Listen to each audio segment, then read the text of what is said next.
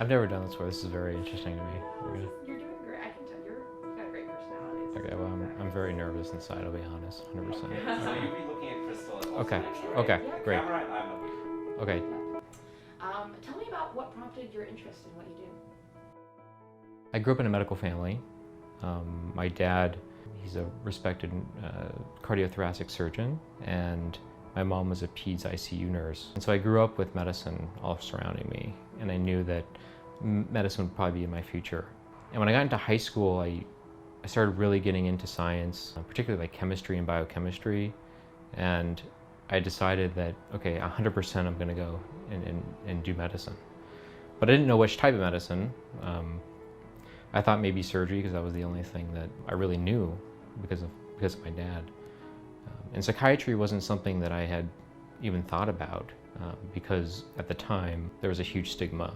And when you grow up in a medical family, it wasn't something that I think was looked at as a prestigious profession, even though I had my own personal experiences with psychiatry and mental health system. So I went to medical school and I thought I was going to be a surgeon, and I fell in love with my psychiatry rotation. I remember walking into Albany Med's psychiatric unit, and I was scared to death. I had no idea what I was doing, but I quickly fell in love with listening to people's stories and connecting with people in a very different way than any of the other rotations I was on. So that was what sort of lit a fire in me about psychiatry and wanting to do it as a profession.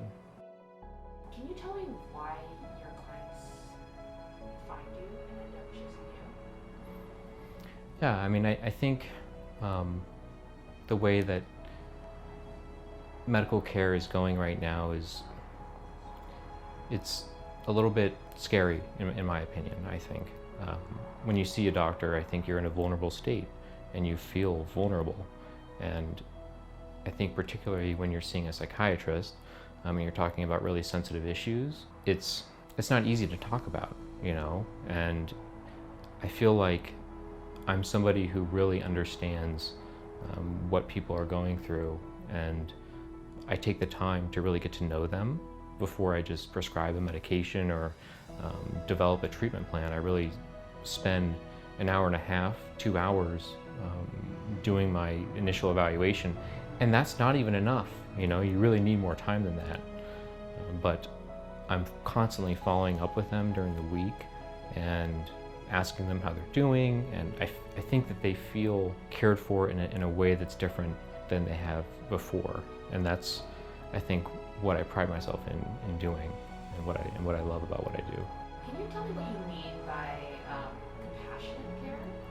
Why don't you define it first and then tell us what your approach is? So compassion or compassionate care, I think it's about empathy, and it's about meeting patients where they're at. I don't look at it as I'm the doctor, I tell you what to do, I tell you what's wrong with you, and you listen to me. It's more, let's work together to find out what's going on. And I think that goes back to my own personal experiences. And I think through that struggle, I learned a lot about myself. I learned a lot about the profession. And I know that feeling, that scary feeling of needing help and not knowing how to ask for it or what to do. And it can be really, really scary to call a psychiatrist or to call a psychologist or call a therapist, because you're talking about things that are really, they're scary. You know, you're vulnerable. You're feeling vulnerable. You're feeling, what are people going to think about me if they find out that I'm seeing a therapist? If I am taking medication, what does that mean about me? So I think that I'm really non-judgmental, and I'm really there not to tell patients what's wrong with them. They're there to tell me their story, and I'm there to listen and better understand them the best I possibly can, and then develop a treatment plan that incorporates medicine if that's necessary, or therapy, which I think is absolutely necessary. I think everybody could benefit from therapy.